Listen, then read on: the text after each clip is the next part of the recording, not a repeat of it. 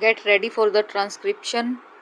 3, 2, 1, start.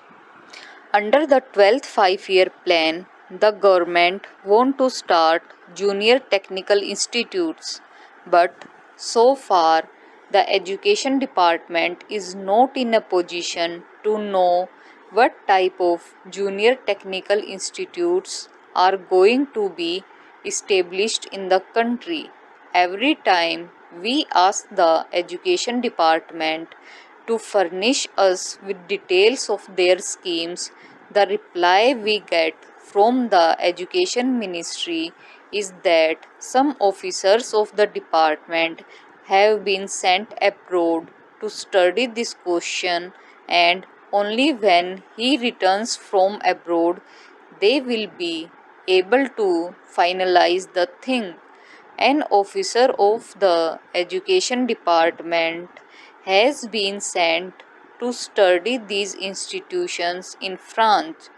I think he must have spent 4 or 5 months in France, but the reply that the Education Ministry has given is that he could not study the entire scheme and he wants some other officer to be deputed to study. As I said before, under the 12th 5-year plan, we are to start junior technical institutes, but so far the education department is not in a position to give even the correct information to those private agencies which are there ready to start these schools. Therefore, I request the education department not to sleep over things but to take very active steps in collecting the necessary information and in helping the private agencies who want to start these institutes in this country. I know my people are suffering because they have been given a very defective type of education. Today, we have to depend upon the reservations. Whenever any vacancy occurs in a department, that vacancy, even if it is reserved, is not filled by the scheduled caste man. Naturally, this type of education will not help a candidate to choose any other profession except to depend upon government establishments. Therefore, it is necessary at least to see that the scheduled caste, the scheduled tribes, and the tribal people do not depend upon the reserved services. They must be given technical education. For that, the education department will have to spend enormous money. I do not want government to simply waste money in propaganda against untouchability. There is a real step which would definitely improve the conditions and make the scheduled caste to be independent, that is, without being dependent upon government services. Therefore, I would like the Home Ministry to give special directives to all the state governments. I know in some of the states they have started special schools where they felt the need, because in many of the other institutions the scheduled caste were not allowed in those days.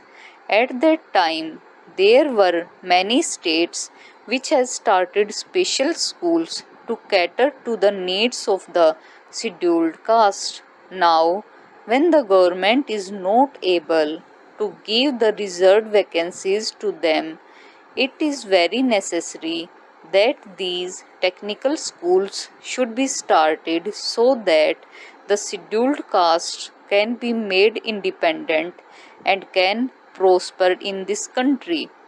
I join my friend in expressing satisfaction at the fact that the national income has recorded an increase of 18%, perhaps 7% more than the estimated increase. But I do not find evidence of this in any appreciable increase in the standard of living in the villages. I should like to know from the finance minister if this increase in national income is reflected in the general living of the people. They have tried to find it out either by any sample survey or by any other method. We should now know whether the benefit has reached the common man. As far as I am concerned, my own experience is that unemployment in the rural areas continues to be as high as it was before, if it has not recorded any increase. One way by which we can gauge this is by the number of persons crowding around public servants or public men for some sort of remediations to secure jobs. In urban areas, the extent of unemployment is judged by the registration in the employment exchanges. I do not suppose there is any such device for the rural areas, and I think our experience can be depended upon to some extent for finding out the extent of unemployment. This leads me to feel that even though there is an increase in national wealth, the benefit is not going to the common man. Therefore, I feel that we should bring about a very drastic change in the property relations.